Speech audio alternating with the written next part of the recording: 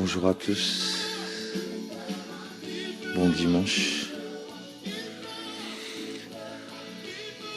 En tout cas, j'espère que cette journée sera bonne, sera paisible pour vous, sera bonne dans ce que vous vivrez et ce que la vie vous aura enseigné aussi. En tout cas, que le Seigneur vous aide et vous garde. En tout cas, je vais vous lire encore un petit morceau du livre de Matthieu. Hier, j'étais dans le chapitre 5. Et là, je suis encore dans le chapitre 5, mais c'est un autre petit texte. Le texte, c'est le sermon sur la montagne de béatitude. Alors, c'est dans Matthieu 5. Et je vais vous lire ça. En voyant la foule, Jésus monta sur la montagne. Et après qu'il se fut assis, ses disciples s'approchèrent de lui. Puis ayant ouvert la bouche, il les enseigna et dit : Heureux les pauvres en esprit, car le royaume des cieux est pour eux. Heureux les affligés, car ils seront consolés. Heureux les humbles de cœur, car ils hériteront de la terre. Heureux ceux qui ont faim et soif de justice, car ils seront rassasiés. Heureux les miséricordieux, car ils obtiendront miséricorde. Heureux ceux qui ont le cœur pur, car ils verront Dieu. Heureux ceux qui procurent la paix, car ils seront appelés fils de Dieu. Heureux ceux qui seront persécutés pour la justice, car le royaume des cieux est à eux.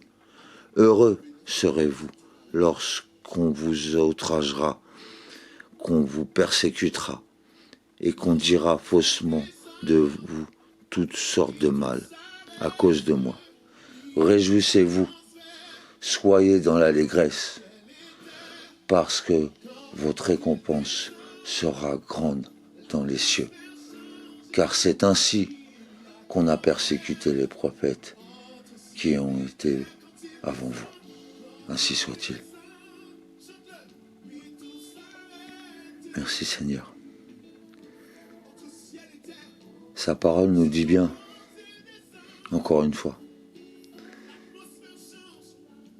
que les choses qui nous arrivent sur cette terre, le mal qui nous tombe dessus, bien souvent, ça peut être nos erreurs, nos conséquences de nos agissements, bien sûr. Mais si vous voulez vivre cet amour, si vous vivez chaque jour cet amour, vous savez qu'on vous persécutera. Vous savez qu'on se moquera. Vous savez qu'on vous humiliera, qu'on vous mettra de côté. En tout cas, le Seigneur nous dit bien qu'il faut se réjouir. Et encore plus dans ces persécutions. Parce qu'on n'est plus dans le temps où on pourrait dire que l'Apocalypse, la révélation est encore loin. On est dedans. Mais le Seigneur est là. Il veut qu'on s'efforce jusqu'au bout à se battre pour ces choses qu'il nous a appris. Cet amour, ces valeurs. Le Seigneur nous aidera encore une fois. En tout cas, Jésus nous montre bien que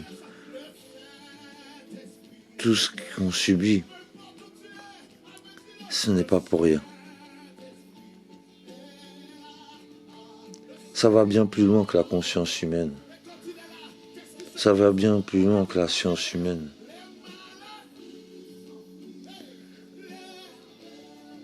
Il n'y aura plus de souffrance, il n'y aura plus d'amertume, il n'y aura plus de détresse, de solitude. Le Seigneur vit et il nous prédit notre chemin. Il nous prédit nos persécutions, il nous prédit ces outrages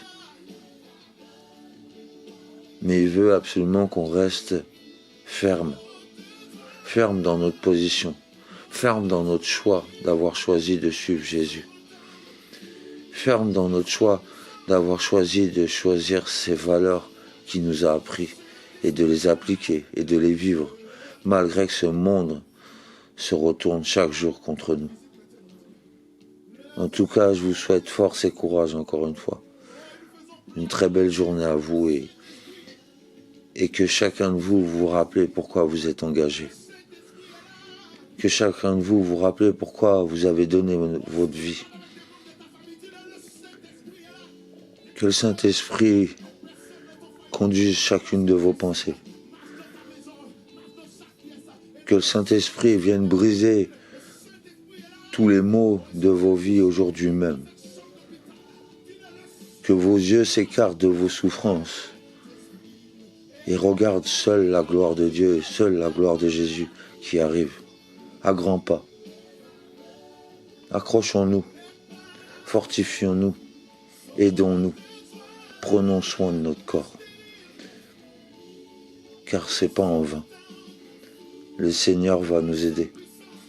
Mais il faut continuer à s'accrocher. Il faut continuer à prier. Il faut continuer à soutenir, à pardonner. Même si tout se retourne contre nous, attachons-nous jusqu'au bout. Passez une très belle journée. Que le Seigneur vous aide chacun de vous. Ainsi soit-il.